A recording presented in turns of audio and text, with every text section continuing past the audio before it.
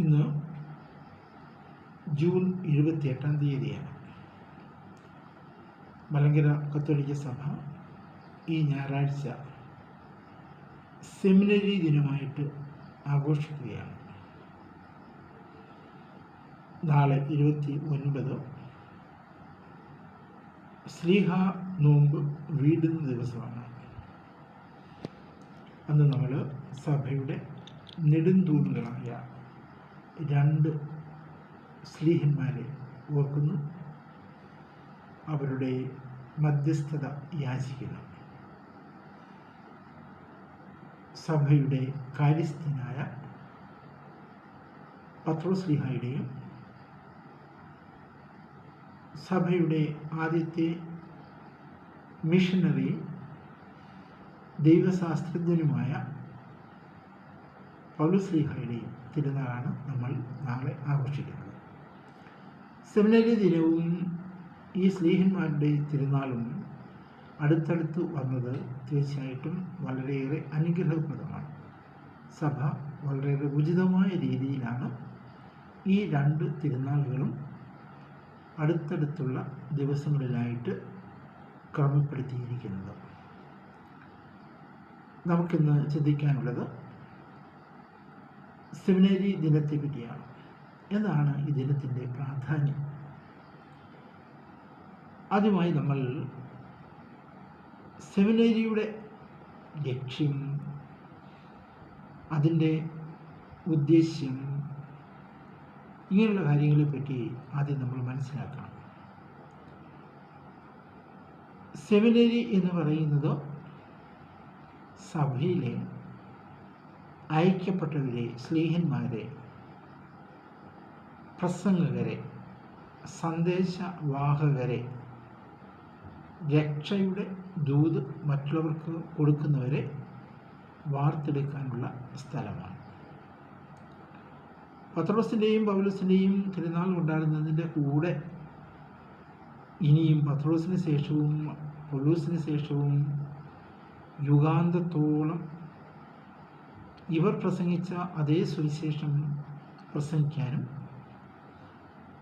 സുവിശേഷത്തിൻ്റെ വചനം വഴിയായി ദൈവജനത്തെ രക്ഷയിലേക്ക് കൊണ്ടുവരാനും വേണ്ടി ആളുകൾ അയക്കപ്പെടണം. അതിനുവേണ്ടി ആളുകൾ പരിശീലിപ്പിക്കപ്പെടണം. അതാണ് സെമിനാരി ദിനത്തിൻ്റെ പ്രാധാന്യം. ഇത് വ്യക്തമായി മനസ്സിലാക്കണമെങ്കിൽ ക്രിസ്തീയ വിശ്വാസമനുസരിച്ച് വ്യക്തികളുടെ പ്രാധാന്യം എന്താണെന്ന് നമ്മൾ അറിയണം. അതായത് മനുഷ്യൻ ആരാണ്? മനുഷ്യനെ ദൈവം ആരായി സൃഷ്ടിച്ചിരിക്കുന്നു? മനുഷ്യനെ പറ്റിയുള്ള ദൈവത്തിൻ്റെ പരിഗണന എന്താണ്? മനുഷ്യന് ദൈവം കൊടുക്കുന്ന മൂല്യം എന്താണ്?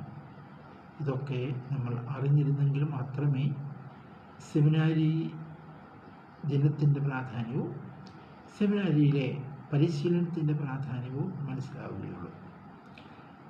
വാസ്തവത്തിൽ നമ്മൾ ചിന്തിക്കേണ്ടത് യോഹന്നാന്റെ സുവിശേഷം 3-ാം അധ്യായം 16-ാം വാക്യം മുതലാണ്. അവിടെ യോഹന്നാൻ ഇങ്ങനെ പറഞ്ഞിരിക്കുന്നു: ദൈവം ലോകത്തെ അത്രമാത്രം സ്നേഹിച്ചു, തൻ്റെ പുത്രനിൽ വിശ്വസിക്കുന്ന ഒരു മനുഷ്യനും നഷ്ടപ്പെട്ടു പോകാതെ, നശിച്ചു പോകാതെ നിത്യജീവൻ പ്രാപിക്കേണ്ടതിന് ഈ ലോകത്തിനു വേണ്ടി തൻ്റെ പുത്രനെ നൽകാൻ തക്കവണ്ണം ദൈവം ലോകത്തെ സ്നേഹിച്ചു. ഇവിടെ ലോകം എന്ന് പറയുന്നെങ്കിലും അത് കല്ലും മണ്ണും കൊണ്ട് നിറഞ്ഞ ഈ ഭൂമിയെയോ അല്ലെങ്കിൽ ചന്ദ്രനെയോ സൂര്യനെയോ അല്ല. ലോകം എന്ന വാക്ക് ഇവിടെ ഉദ്ദേശിച്ചിരിക്കുന്നത് മനുഷ്യനെ പറ്റി പറയാൻ വേണ്ടിയാണ്. മനുഷ്യനാണ് ലോകം. അതായത് യോഹന്നാൻ ഈ വാക്യത്തിലൂടെ നമ്മെ പഠിപ്പിക്കുന്നത് ഇതാണ്: ഒരു മനുഷ്യനെ രക്ഷിക്കാൻ വേണ്ടി ദൈവം എന്ത് ചെയ്തിരിക്കുന്നു? തൻ്റെ പുത്രനെ തന്നെ അവന് നൽകിയിരിക്കുന്നു എന്ന് അർത്ഥം. ഏതൊരു മനുഷ്യനെയും ദൈവം അത്രയേറെ സ്നേഹിക്കുന്നു, തൻ്റെ പുത്രനെ ഈ ഭൂമിയിലേക്ക് അയക്കാനും ആ പുത്രൻ്റെ മരണം വഴിയായിട്ട് ഈ ഭൂമിയിലെ ഓരോ വ്യക്തിയെയും രക്ഷിക്കാനും ദൈവം ആഗ്രഹിച്ച് അതിനുവേണ്ടി തൻ്റെ പുത്രനെ ദൈവം നൽകിയിരിക്കുന്നു. ഇത് ദൈവത്തിൻ്റെ രക്ഷാകര പദ്ധതിയുടെ സവിശേഷതയാണ്. എന്ന് വെച്ചാൽ, വേറെ വാക്കിൽ പറഞ്ഞാൽ, നമ്മിൽ ഓരോ ആളും ദൈവത്തിന് പ്രിയപ്പെട്ടവരാണെന്ന് പറഞ്ഞാൽ പോരാ, ദൈവത്തിന് അത്യധികം പ്രിയപ്പെട്ടവരാണ്. നമ്മിൽ ഒരാൾ പോലും നശിച്ചു പോകാൻ ദൈവം ആഗ്രഹിക്കുന്നില്ല. കാരണം മനുഷ്യനെ പോലെ ഈ ഭൂമിയിൽ അല്ലെങ്കിൽ ഈ പ്രപഞ്ചത്തിൽ ദൈവം സൃഷ്ടിച്ച മറ്റൊന്നിനും മൂല്യമില്ല എന്നത് ദൈവത്തിന് അറിയാം. അതുകൊണ്ട് ഏറ്റവും മൂല്യമുള്ള മനുഷ്യനെ എങ്ങനെയെങ്കിലും രക്ഷിക്കണം എന്നാഗ്രഹിക്കുന്ന ദൈവം ആ മനുഷ്യൻ്റെ രക്ഷയ്ക്ക് വേണ്ടി തൻ്റെ തന്നെ പുത്രനെ ഈ ലോകത്തിലേക്ക് അയക്കുന്നു. തൻ്റെ തന്നെ പുത്രനെ ഈ ലോകത്തിൽ ഒരു ബലിയാക്കുവാൻ ദൈവം തീരുമാനിക്കുന്നു. അതാണ് രക്ഷാകര ചരിത്രം നമ്മെ പഠിപ്പിക്കുന്നത്. ആധുനിക ശാസ്ത്രത്തിൻ്റെ വെളിച്ചത്തിൽ നമ്മൾ ചിന്തിക്കുമ്പോഴും നമുക്ക് ഈ ശ്രേഷ്ഠത, മനുഷ്യൻ്റെ ശ്രേഷ്ഠത വ്യക്തമാകും. അതായത് ഇന്നത്തെ നമ്മുടെ കണ്ടുപിടുത്തങ്ങളുടെ വെളിച്ചത്തിൽ ഈ പ്രപഞ്ചത്തിൽ കണ്ടുപിടിക്കപ്പെട്ട ഗാലക്സികൾ 2 ലക്ഷം കോടിക്ക് അപ്പുറമാണ്. 2 ലക്ഷം കോടി ഗാലക്സികൾ മനുഷ്യർ ഇതുവരെയും കണ്ടുപിടിച്ചിട്ടുണ്ട്. എന്നാൽ ഇനിയും കണ്ടുപിടിക്കാത്ത, മനുഷ്യൻ്റെ യന്ത്രങ്ങൾക്ക് കീഴ്പ്പെടാത്ത അനേകം കോടി ഗാലക്സികൾ ഈ പ്രപഞ്ചത്തിലുണ്ട്. ഇനി ഓരോ ഗാലക്സിയെ പറ്റി ചിന്തിച്ചാലോ, ഓരോ ഗാലക്സിയിലും ഏതാണ്ട് 40,000 കോടി സൂര്യന്മാരുണ്ട്. നമ്മുടെ ഗാലക്സി, അതിൻ്റെ പേര് മിൽക്കി വേ എന്നാണല്ലോ. ഈ ഗാലക്സിയിലുള്ള ഒരു സൂര്യൻ്റെ ഒരു ഗ്രഹത്തിലാണ് നമ്മൾ ജീവിക്കുന്നത്. അപ്പോൾ ഇത്രയേറെ ഗാലക്സികൾ, ഓരോ ഗാലക്സിയിലും ആയിരക്കണക്കിന്, 10,000-കണക്കിന് സൂര്യന്മാർ, ഓരോ സൂര്യനിലും അനേകം ഗ്രഹങ്ങൾ, അതുപോലെ ഓരോ ഗ്രഹത്തിൻ്റെയും ചുറ്റും അനേകം ഉപഗ്രഹങ്ങൾ. ഇങ്ങനെയുള്ള ഈ അതിബൃഹത്തായ, മനുഷ്യൻ്റെ സങ്കല്പത്തിൽ പോലും ചെന്നെത്താൻ പറ്റാത്തവണ്ണം അത്രയേറെ വിസ്തൃതമായ ഈ പ്രപഞ്ചത്തിൽ ബുദ്ധിയുള്ള ഒരേ ഒരു ജീവിയേ ഉള്ളൂ, അത് മനുഷ്യനാണ്. സൂര്യനോട് നമുക്ക് സംസാരിക്കാൻ പറ്റില്ല, അത് വളരെ വലുതാണ്. പക്ഷേ അതിനോട് നമുക്ക് സംസാരിക്കാൻ പറ്റില്ല. അതിന് ആത്മാവില്ല, അതിന് വ്യക്തിത്വമില്ല. മറ്റ് ഗാലക്സികളോടെല്ലാം നമുക്ക് ഒന്നും പ്രവർത്തിക്കാൻ പറ്റില്ല, ഒന്നും സംസാരിക്കാൻ പറ്റില്ല. എന്നാൽ മനുഷ്യന് ആത്മാവുള്ളതുകൊണ്ട്, മനുഷ്യൻ വ്യക്തിയായതുകൊണ്ട് മനുഷ്യനോട് സംസാരിക്കാൻ കഴിയും. എന്ന് വെച്ചാൽ അർത്ഥം, നമ്മൾ ഒരു തുലാസ് എടുത്ത് അതിൻ്റെ ഒരു തട്ടിൽ ഈ പ്രപഞ്ചം മുഴുവനും, ഇത്രയും ഗാലക്സികളുള്ളതായി പ്രപഞ്ചം മുഴുവനും വച്ചിട്ട് മറ്റേ തട്ടിൽ ഒരു മനുഷ്യ വ്യക്തിയെ വെച്ച് നമ്മൾ തൂക്കി നോക്കിയാൽ മൂല്യം മനുഷ്യനാണ്, അല്ലാതെ ഈ ഗാലക്സികൾ നിറഞ്ഞ പ്രപഞ്ചത്തിന് അല്ല എന്നാണ് അർത്ഥം.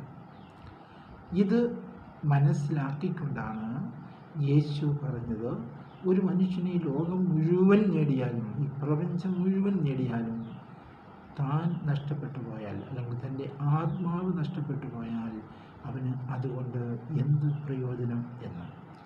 ആത്മാവ് എന്ന് വെച്ചാൽ ശരീരവും ആത്മാവും എന്ന അർത്ഥത്തിലുള്ള ആത്മാവല്ല, താൻ തന്നെ എന്നർത്ഥം.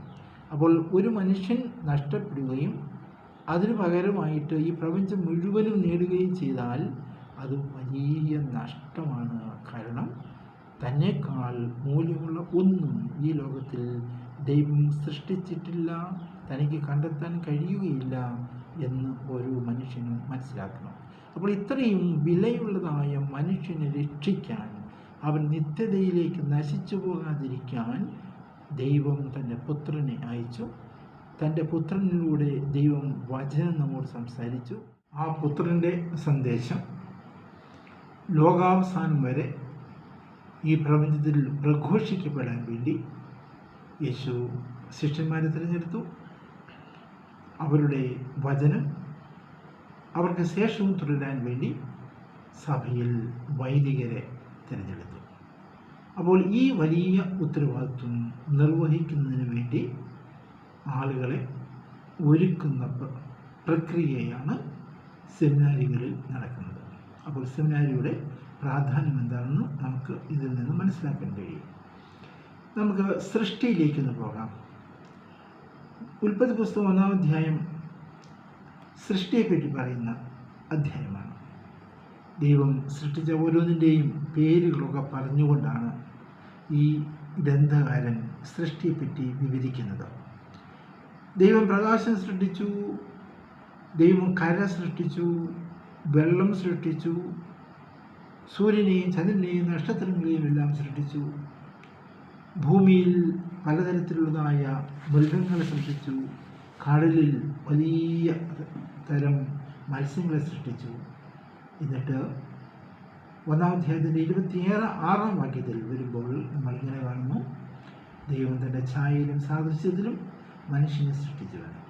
ഈ മനുഷ്യനോട് ദൈവം 1:28 സംസാരിക്കുന്നു, വർദ്ധിച്ച് പെരുകുകയും ലോകത്തെ കീഴടക്കുകയും എന്ന് വെച്ചാൽ അർത്ഥം എന്താണ്?